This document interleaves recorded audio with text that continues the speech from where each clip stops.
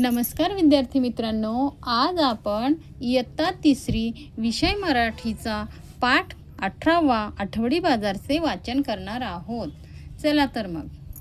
हा आमचा गाव, ही आमच्या गावची टेकडी, टेकडीच्या बाजूला ओढा आहे, टेकडीच्या पायथ्याशी छोटेसे मैदान आहे, तिथे आठवडी बाजार भरतो. भाज्या विकणारे ओळीत बसतात. सई आईबरोबर बाजारात गेली. कांदे, बटाटे, टमाटे, पालक घेतला. दोघी बाजारात फिरल्या. फुले घेतली, फुगे घेतले, पेढे घेतले. दोघी घरी परत निघाल्या. आता बघा प्रश्न उत्तरे. तुमच्या गावात आठवडी बाजार भरतो का? कोठे भरतो? आता बघा प्रत्येकच गावाच्या ठिकाणी जिथे लोक राहतात तिथे आठवडी बाजार हा भरतच असतो. तसाच तुमच्या गावातही तो भरतो.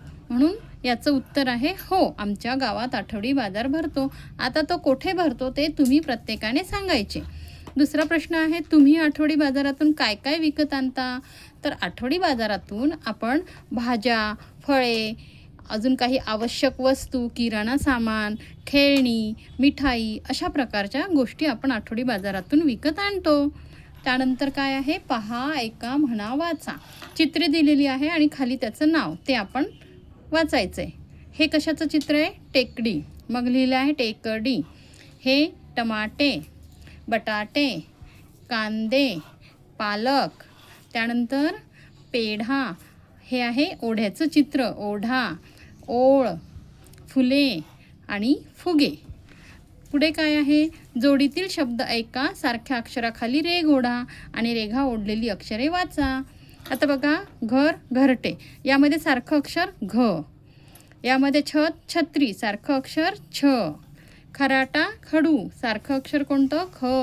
वही, वहिदा, व. टमाटे, बटाटे, यामध्ये काय आहे? ट. त्यानंतर फुले, फुगे, यामध्ये फू. पेढा, ओढा, यामध्ये ढा.